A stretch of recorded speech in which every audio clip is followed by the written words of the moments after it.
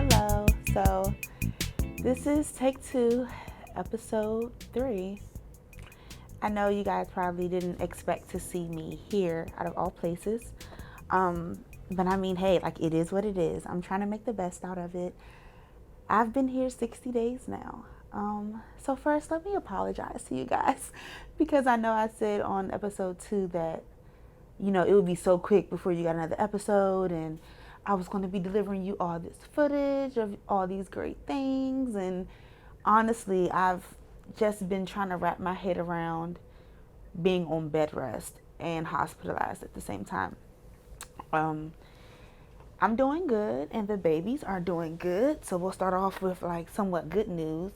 But I also wanted to kind of just educate people a little bit on what's been going on. So, to start off, what really landed me here was I had a scare. I had went into the doctor's for a routine visit, and a doctor thought that I might have had twin-to-twin transfusion. So, for those of you who don't know what that is, twin-to-twin transfusion is it's pretty bad. It can really put your babies in a life or death situation. It's when your fluids aren't balanced out and they aren't getting the same amount of nutrients on top of, other things that could cause basically life or death situations. So I went to the doctor a week after I thought that I might have twin-to-twin transfusion, and I had great news. So the great news was that there was no twin-to-twin transfusion. However, the bad news was that I needed daily monitoring, which at first I thought, I can definitely make my way from uptown DC to downtown DC for a doctor's appointment every day if I had to. But then my doctor, who's been really, really great, she so kindly told me that I would have to be in the hospital every day and I could go home and get my things, but I had to stay here until I gave birth. Now, hearing that at 25 weeks pregnant is one of the scariest things I've ever had to kind of like go through. Like, I've never been hospitalized, so to hear that I had to practically live in the hospital until the day I gave birth, it was so much, it was really hard to wrap my head around.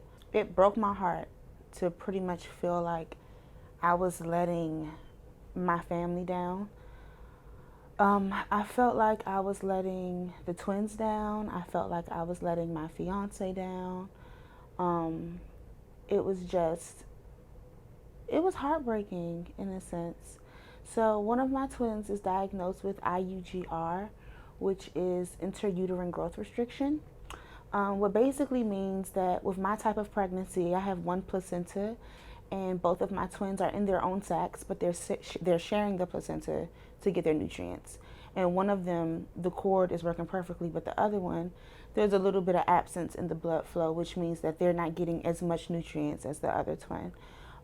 So hence, since that happens, they aren't growing at the same rate as the other twin. So that's why I had to be monitored. And the first thing as a woman, the first thing you're going to do is say, what could I do better, or what could I have done better? It took me forever to accept the fact that I did everything I could do. Like, this isn't my fault. It's just natural. It's something that happens. I ate everything I could. I ate healthy. I tried to keep busy, but these were the circumstances that I was handed. So I have to make the best out of it. It took days, weeks probably, to accept that I was here and I couldn't leave. When I say I can't leave, like, I literally can't leave this floor of the hospital without being escorted by a nurse, and I'd have to be in a wheelchair.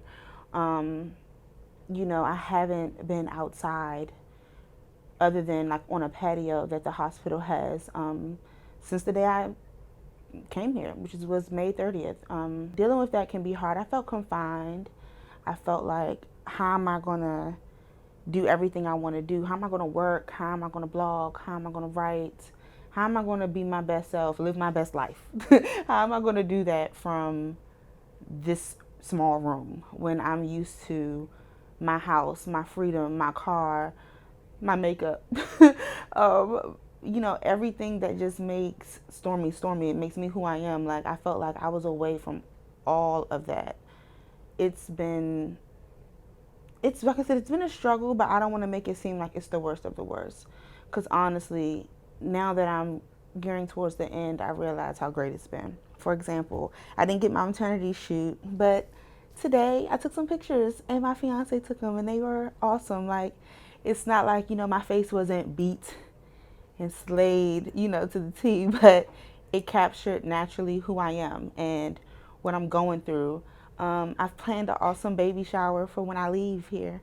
The babies will be here, or they might be in NICU, or they might be there. I really don't know. NICU stands for NICU. It's basically the intensive care unit for prenatal babies. So I'm not sure if they'll have to be there.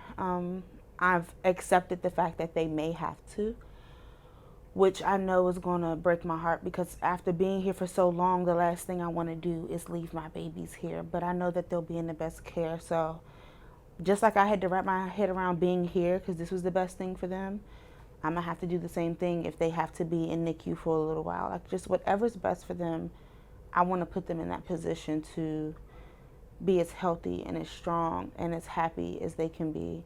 Being on bed rest in the hospital is really not easy. Hence the word rest. You get none. Um, I get waking up every day between 5:45 and 6:30 by my nurse for vitals. Doctors come in every morning, 7 o'clock, to ask me how I'm feeling, ask me if I have any questions.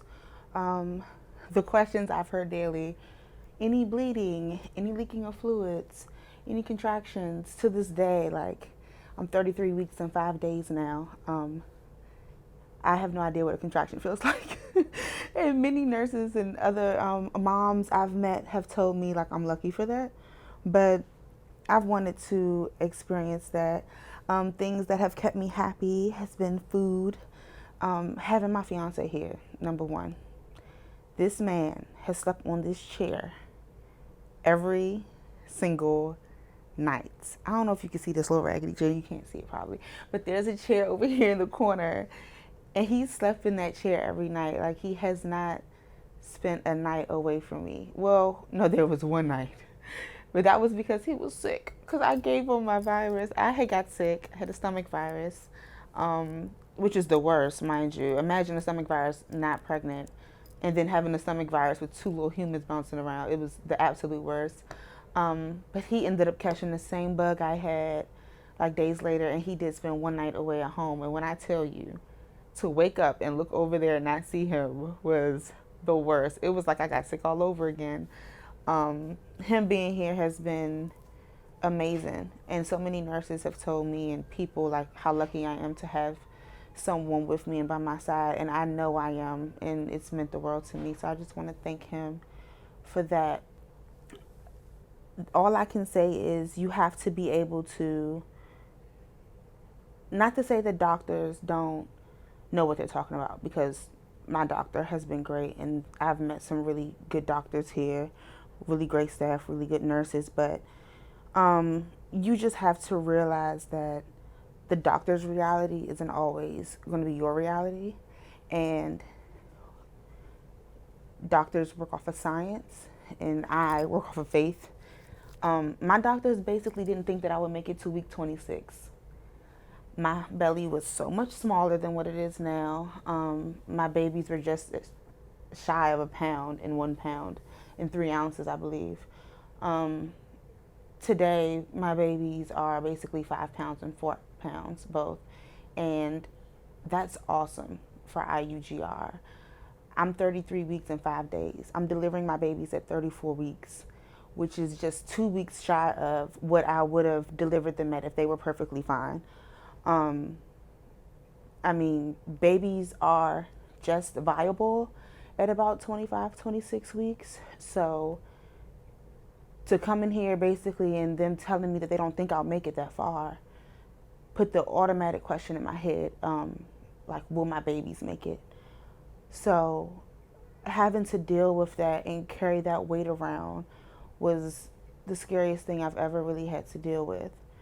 Um, I've met some women who've delivered their babies early, 25 weeks, 26 weeks, 27 weeks, and they've made it. Like, their babies have been in the NICU, they've been fighting.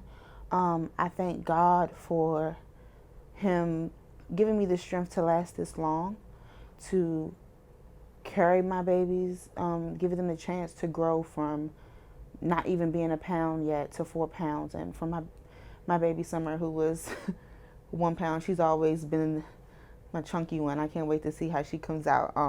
But she's always been the bigger twin. But she was like, just like I said, 1 pound 3 ounces, and now she's 5 pounds. Just to have the strength to endure these 60 days in this room, to do that for them, has meant the world to me. Like, I don't know, I can't really wrap my head around it. When you have IUGR, which is, like I said, intrauterine growth restriction, the most things that are important is gestation, which is how long you are, how old your fetals are, and your fetuses are, and also their weight. Because, of course, with them being a certain weight, that goes along with their organs and their brains and their bones and how good they'll do outside of your womb. I've had to deal with daily monitoring, 2 ultrasounds a week, which is not so bad because I got to see my babies a lot more than I would have had I been, home with a perfectly healthy pregnancy.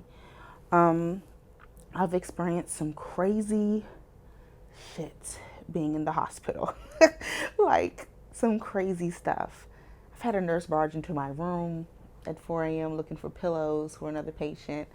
I've had an ultrasound tech tell me to calm down because she was being rough.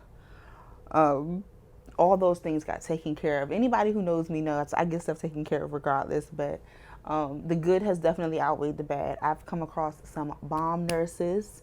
My favorite nurse has been my girl, Ebony. I know she's probably going to watch this because she loves me. I feel like she's family now at this point. I've had a really sweet ultrasound tech who knows my babies. She knows how to make them move. She knows how to get me that 8 out of 8 scoring I need. Her name's Vanessa. Man, I'm telling you, 33 weeks and 5 days. I feel like I'm 45 weeks pregnant.